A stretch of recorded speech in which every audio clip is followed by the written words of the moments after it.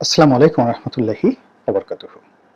সম্মানিত দর্শক, বাংলাদেশের একটি গণমাধ্যম সময় টেলিভিশন, সেই সময় টেলিভিশনে কর্মরত কয়েকজন সাংবাদিকের বিরুদ্ধে বৈষম্য বিরোধী আন্দোলনের অন্যতম নেতা হাসনাত আবদুল্লাহ, তিনি সদল বলে সময় টিভির যে মালিক পক্ষ সিটি গ্রুপ, তীর যে সয়াবিন তেল আছে, প্রয়াত ফজলুর রহমান সাহেবের কোম্পানি, তো এই অফিসে গিয়ে তিনি হুমকি দিয়েছেন অথবা অনুরোধ করেছেন অথবা বাধ্য করেছেন তাদেরকে সময় টেলিভিশনের এই যে সাংবাদিক যারা আছেন কয়েকজন একটা তালিকা দিয়েছেন তাদেরকে চাকরিচ্যুত করার জন্য, এবং কর্তৃপক্ষ সেটি করেছেন। এরপর থেকে সেটা নিয়ে সারা বাংলাদেশে ভীষণ রকম হইচই। বিবিসি বাংলা রিপোর্ট করেছে, হায় হায় দেশ গেল। অন্যান্য গণমাধ্যম এবং সাংবাদিকরা গাল ঝুলিয়ে মুখ ঝুলিয়ে তারা রীতিমতো এই দেশ গেল, সমন্বয়করা কি করলো, হাসনাত আবদুল্লাহ সার্জিসরা করছে কি, তাদের বাসায় কত কোটি টাকা পাওয়া গেছে, এটা কি কোনো কাজের কাজ হলো? এখন এই সাংবাদিকদের যে যে চাকরিচ্যুতি, এটা কি ধরনের কথা? এখানে মালিক পক্ষ শাস্তি হতে পারে, এখানে সাংবাদিকদের শাস্তি হবে কেন? এই বিষয়গুলো নিয়ে এই যে বেচারা হাসনাত আবদুল্লাহ এমন একটা বিব্রতকর অবস্থার মধ্যে পড়েছেন যে তার পক্ষে কথা বলার মতো এই বাংলায় একজন লোক নেই। তিনি হয়তো একটা স্ট্যাটাস দিচ্ছেন, আর বাকি সবাই তাকে ধুমছে গালাগাল দিচ্ছে। এখানে একটা কথা বলে নেওয়া ভালো, আমাদের দেশের সংবাদপত্র শিল্পটি, এটি ৮০-র দশক পর্যন্ত, আমি ৮৬ সনে এই সংবাদপত্রে যোগদান করি, এরশাদ জমানা পর্যন্ত এটার একটা মান ছিল। যেমন ধরুন দৈনিক বাংলা, নির্মল সেন সেখানে চাকরি করতেন এবং সেখানে বসে তিনি মনের আনন্দে সারাদিন এরশাদকে গালাগাল দিতেন। তারপরে সাপ্তাহিক বিচিত্রা, সেখানে শাহরির কবির, সাদাত চৌধুরী, কাজী জাওয়াত, ওনাদের মতো মানুষ চাকরি করতেন। দৈনিক বাংলার সম্পাদক ছিলেন আহমেদ হুমায়ুন। তো সরকারি প্রতিষ্ঠান, ট্রাস্টের পত্রিকা, কিন্তু সারাক্ষণ এরশাদের ১৪ গোষ্ঠী উদ্ধার করতেন তারা। কিন্তু বিনিময়ে কখনই যাকে বলা হয় তারা সরকার দ্বারা লাঞ্ছিত হয়েছেন, ডিজিএফআইয়ের কোনো লোক এদেরকে ধরে নিয়ে গেছেন, এরকম কোনো ঘটনা, এমনকি অফিসের সামনে, দৈনিক বাংলা অফিসের সামনে ডিজিএফআইয়ের একটা লোক এরশাদ জমানাতে যেতে পেরেছে, এরকম সিঙ্গেল কোনো নজির নেই। প্রেস ক্লাবে সাংবাদিকরা বসতেন, সেখানে কি আলাপ আলোচনা। তারা একদিন গিয়ে দেখি যে সত্যজিৎ রায়ের সেই পথের পাঁচালী সিনিয়র সাংবাদিকরা দেখছেন, নির্মল সেন সহ। তো প্রতিটি দৃশ্যে কি সংলাপ উচ্চারণ হচ্ছে, এখানে ফটোগ্রাফিতে কি মুন্সিয়ানা দেখানো হয়েছে, এবং এই মুন্সিয়ানার প্রেক্ষিতে কি ধরনের একটা চলচ্চিত্র তৈরি হয়েছে, এই জিনিসগুলো নিয়ে গুরু গম্ভীর আলোচনা চলছে, এখনো কানে বাজে। আমার কাছে মনে হয় না যে এখন বাংলাদেশে একজন সাংবাদিক আছেন কিনা বা কয়জন সাংবাদিক আছেন যারা ওই দিনের যে পথের পাঁচালীকে ছেড়ে দিয়ে, মানে শুধুমাত্র একটা চলচ্চিত্র যে কত হাই কোয়ালিটির হতে পারে, হাই ভ্যালু হতে পারে, একটা সাহিত্য কি করে চলচ্চিত্রে রূপান্তরিত হয়ে সাহিত্যের যে মান সেটাকে যাকে বলা অতিক্রম করতে পারে, এইরকম একটা আলোচনা ঢাকা প্রেস ক্লাবে সাংবাদিকরা করছেন, এবং সেটা সিস্টেম করে। এরকম ঘটনা গত ২০-৩০ বছরে, মানে ওই ঘটনার পরে বাংলাদেশে ৯১-এর পরে প্রেস ক্লাবে ঘটেছে আমার জানা নেই। তো এই সময়তে আমরা কি দেখলাম, সাংবাদিক ইউনিয়ন দুই ভাগে বিভক্ত, বিএনপি পন্থী, তার সাথে জামাতপন্থী, অন্যদিকে আওয়ামী লীগ পন্থী। ঢাকার সাংবাদিক ইউনিয়ন বিভক্ত, ফেডারেল সাংবাদিক ইউনিয়ন, সারা বাংলাদেশে যেটা ফেডারেল সাংবাদিক ইউনিয়ন সেটাও বিভক্ত। এরপর আবার সাংবাদিকদের মধ্যে ঢাকা প্রেস ক্লাবের একটা বিকল্প রিপোর্টার্স ইউনিটি, তারা আবার আলাদা একটা সংগঠন করে বসলো। আবার সেই রিপোর্টার্স ইউনিটির আলাদা সংগঠনের বাইরে মানে ক্রাইম রিপোর্টার্স অ্যাসোসিয়েশন ক্র্যাব এ আবার আলাদা একটা সংগঠন করলো।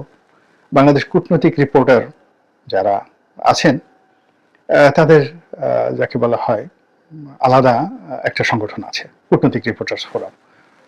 এখন এই যে যারা এই কাজগুলো করছেন তাদের সবাইকে আমি চিনি, কিন্তু একটা সময় অর্থনীতি বলতে জাহিদুজ্জামান ফারুক ইত্তেফাকের ছিলেন, মোয়াজ্জেম সাহেব পরে ফাইন্যান্সিয়াল এক্সপ্রেসের এডিটর ছিলেন, মারা গেছেন। তারা অর্থনীতির বিষয়ে সাংবাদিকতা করতেন।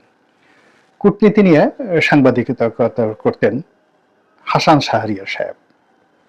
আচ্ছা, ইভেন আমাদের মানব জমিনের যে মতিউর রহমান, তিনিও বেশ কিছুদিন কূটনৈতিক রিপোর্টার হিসেবে দায়িত্ব পালন করেছেন।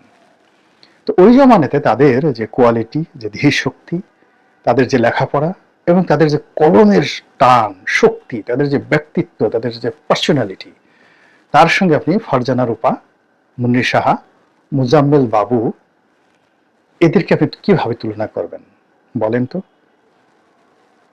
এখন এই গ্রুপটা চলে গেছে, অর্থাৎ শেখ হাসিনার গণভবন কেন্দ্রিক যে সাংবাদিক শ্রেণী ছিলেন তারা অলমোস্ট সবাই পলাতক। এখন বাকি যারা আছেন তারা এই সমাজে মূলত ওই ফারজানা রূপা তাদের জুতার মোজা অথবা স্যান্ডেল হওয়ার উপযুক্ত। এরা এখন যারা দালালি করছেন বা এখন আওয়ামী লীগের পক্ষে খুব কৌশলে সরকারকে বিব্রত করার চেষ্টা করছেন কিংবা ধান্দাবাজি করছেন ইত্যাদি ইত্যাদি অনেক কিছু। জাস্ট পরিস্থিতিতে কতটা খারাপ অবস্থায় গেছে। এই বাংলাদেশে তো অনেকগুলো পত্রিকা আছে, কত হাজার, এটার কোনো ঠাঁই ঠিকানা নেই। তো এই পত্রিকাগুলোর মধ্যে এরকম পত্রিকা আছে যেটা 7 দিন 8 দিন পর পর একটা কপি বের হয়, 20-25 কপি বের হয় শুধুমাত্র সরকারি বিজ্ঞাপন পাওয়ার জন্য। এইরকম পত্রিকার 10-12টা পত্রিকার তারা এই কোয়ালিটির, এদের একটা গ্রুপ আছে, সাংবাদিক গ্রুপ আছে, যারা এই সেগুন বাগিচার বিভিন্ন অলিতে গলিতে ঘুরে বেড়ায়। তারা মাঝে মধ্যে প্রেস ক্লাবে যায় আর এখানে বসে রাস্তার পাশে দাঁড়িয়ে যারে পায় তার কাছ থেকে চা খাবে, সিগারেট খাবে। এই লোকগুলো রাস্তার ভিক্ষুকের চাইতেও নিম্নমানের মন মানসিকতায়। গত 4 মাসে এইরকম যারা সিন্ডিকেট করে তারা বড় বড় সচিবের কাছ থেকে লাখ লাখ টাকা হাতি নিয়ে গেছে। তোমার বিরুদ্ধে দুর্নীতির মামলা করা হবে। এই যে সাংবাদিক, এখন এই রাস্তার যদি এদের অবস্থা হয় তাহলে আপনি বড় বড় যে গণমাধ্যম, এখন ধরেন ইন্ডিপেন্ডেন্ট টেলিভিশন, সেখানে সালমানের লোক ছিল, এখন ইন্ডিপেন্ডেন্ট কারা চালাচ্ছে? তারা সবাইকে সাধু হয়ে গেছে। 71 টিভি সিটি গ্রুপ চালাতো, মানে মেঘনা গ্রুপ চালাতো, তাদের ওনার ছিল। তো মেঘনা গ্রুপের কাছ থেকে টাকা এনে মোজাম্মেল বাবুরা এখানে সবকিছু করতেন। এখন সেটার মালিকানা কাদের হাতে? কারা চালাচ্ছে? সাংবাদিক কারা? এবং রাতারাতি 1 মিনিটের মধ্যে তারা আওয়ামী লীগের বিরুদ্ধে গিয়ে যে সংবাদ পাঠিকা, যে লোক 2 দিন আগে শেখ হাসিনাকে আম্মা ডাকতেন, এখন তারা শেখ হাসিনাকে ডাইনি ডাকছেন। তো এই যারা নীতি নৈতিকতার, আপনি সময় টিভির কথা চিন্তা করেন। সময় টেলিভিশনটা এর একটা বিরাট মালিকানা ছিল এই খাদ্যমন্ত্রী কামরুল সাহেবের, তার ভাই যে মোর্শেদ, যেটা বিখ্যাত চলচ্চিত্র যে পরিচালক মোর্শেদ। তো তারা চলছেন, এবং এখানকার সিও যিনি ছিলেন তিনি কামরুল সাহেবের ভাগ্নে 121 টেলিভিশনে চাকরি করতেন। তো এই টোটাল গ্রুপটা, মানে সময় টেলিভিশনটা, সেই টাকা সিটি গ্রুপের। কিন্তু এরা শেখ হাসিনার ক্ষমতাকে লিঙ্গারিং করার জন্য এবং তারা যাদেরকে অপছন্দ করত সেই অপছন্দের লোকদেরকে মাটির সঙ্গে মিশিয়ে দেওয়ার জন্য এবং ক্যারেক্টার অ্যাসাসিনেশন বলতে যা বোঝায়, সেই ক্যারেক্টার অ্যাসাসিনেশন করার জন্য এরা এমন কোনো নোংরা কাজ নাই যেটা করেনি। সেটা বিএনপি তারেক রহমান হোক, কিংবা ফরিদুর রেজা সাগর চ্যানেল আয়ের হোক, কিংবা তৃতীয় মাত্রার জিল্লুর হোক, তাদের নখ এবং দন্ত, কিংবা তাদের যে বিষ মানে তাদের যে ফনা গোখরা সাপে যেমন ফনা তুলে, তারপরে সামনে দুটো দাঁত থাকে, 20 দাঁত, এই ফনা দিয়ে তারা ভয় দেখায়নি এমন লোক নেই। আর 20 দাঁত দিয়ে তারা দংশন করেনি, তাদের এমন কোনো প্রতিপক্ষ নেই। যাকে যেভাবে দরকার সেভাবে করেছে। এখন বলেন, এই যে সময় টেলিভিশনটা সময়ের পরিবর্তনে নাম এসেছে যে অমুক লোককে 2 কোটি টাকা দিয়ে, অমুক এক নেতাকে 2 কোটি টাকা দিয়ে এটা ভাঙচুর ফেরানো হয়েছে। যেমন এটিএন নিউজ, সেটা ভাঙচুর করা হয়েছে। আমি একটি নিউজে গিয়ে দেখলাম, তো বিক্ষুব্ধ জনতা সেখানে গেছে, যাওয়ার পরে পুরো অফিস লুট করে নিয়ে যাওয়া হয়েছে এবং বলা হয়েছে যে ওখানে মূলত তারা গেছে মুন্নি সাহাকে খোঁজ করার জন্য, বিক্ষুব্ধ জনতা। কিন্তু মুন্নি শাহ স্টার ছিল। কিন্তু এটিএন নিউজ বা মুন্নি সাহা যে পরিমাণ ক্ষতি করেছে পুরো রাজনীতির এবং আওয়ামী লীগকে পুনর্বাসন করার জন্য তারা যা করেছে তার চেয়ে কোটি কোটি গুণ বেশি করেছে সময় টিভি। এমনকি 71-এর চেয়েও তারা ছিল নির্মম, নিষ্ঠুর। এখন সেখানে সাধারণ জনগণ ঢুকতে পারেনি, যায়নি। এর কারণ হলো ওখানে তারা খুব কৌশলী মানুষ, তারা টাকা পয়সা দিয়ে প্রোটেক্টর নিয়োগ করে ফেলেছে। কাদেরকে করেছে, কাদেরকে টাকা দিয়েছে, এটা আমরা এখন ওপেন সিক্রেট সময় টিভি। তাহলে দেখুন যে 2 দিন আগে শেখ হাসিনার দোসর হিসেবে যারা সংবাদপত্রের বিভিন্ন জায়গাতে এই কাজকর্ম করেছে, 5ই আগস্টে তারা সাথে সাথে অন্য মানুষকে আব্বা ডেকে ফেলেছে, জাতির পিতা বানিয়ে ফেলেছে এবং নিজেদের পিঠ বাঁচানোর জন্য তারা অফিসে যেন আক্রমণ না হয়, সবকিছু চালু থাকে, তারা কোটি কোটি টাকা ঘুষ দিয়েছে। এখন বলতে চাই আমরা সাংবাদিক, আমরা অধিকার প্রতিষ্ঠা করছি, ইত্যাদি ইত্যাদি ইত্যাদি ইত্যাদি। এখন এই যারা সাংবাদিকদের মধ্যে যে অংশটি সারাটা জীবন শেখ হাসিনাকে প্রমোট করেছে এবং তার প্রতিপক্ষকে ধ্বংস করেছে, তো ওদের মধ্যে যে অভ্যাস, সে অভ্যাসটা হলো অন্যের ক্ষতি করা। যেমন মশা মানুষকে কামড় দেবেই, মাছি ভন ভন করবেই, তারপরে অন্য যে কীটপতঙ্গগুলো আছে এগুলো বিষ বিস্তার করবেই। এখন শেখ হাসিনার জমানাতে যে সকল সাংবাদিক, সেটা প্রেস ক্লাবে হোক, সেটি রিপোর্টার্স ইউনিটিতে হোক, সেটা সম্পাদক হোক কিংবা পিয়ন হোক, যারা এই 15টি বছর পুরো জাতিকে জ্বালিয়েছে, আমার মতে তাদের কারোরই পুনর্বাসন দরকার নেই। তারা না খেয়ে মরুক, তারা জাহান্নামে যাক, জেলে যাক, এই জাতি নিয়ে এরা জাস্ট ক্যান্সার, এই জাতির জন্য ক্যান্সার। এখন যে 9 জন বা 7 জন সাংবাদিক, তারা শেখ হাসিনার জমানাতে কি ভূমিকা ছিল এটা আমি একটু জানতে চাচ্ছি। যদি তারা সাধ্য 43-এর বেশি হন, আমি হাসনাত আব্দুল্লাহকে বলবো তাদের কাছে গিয়ে ক্ষমা চাওয়ার জন্য। আর তারা যদি শেখ হাসিনার দোসর হয়ে থাকেন, তাহলে হাসনাত আব্দুল্লাহ সাহেব ঠিক কাজ করেছেন। 2 নম্বর হলো যে এই যে সিটি গ্রুপের মতো একটি প্রতিষ্ঠান, অনেক পুরনো একটি প্রতিষ্ঠান, 100 বছর পুরনো একটি প্রতিষ্ঠান, এই প্রতিষ্ঠান কেন এই 2 নম্বর কাজে জড়াবে? এরা কেন এরকম এই যে টাকা পয়সা দিয়ে আওয়ামী লীগ সরকারের লেসপেন্সার বা দোসর হয়ে এই পুরো মিডিয়া জগৎটাকে তারা কলুষিত এবং কলঙ্কিত করবে? এদেরও তো বিচার হওয়া উচিত। এদের মানে হাসনাত তো ভাগ্য ভালো, সেখানে গেছে, ভদ্রভাবে তাদের কাছে বলেছে বা চাকরিচ্যুতির কথা বলেছে।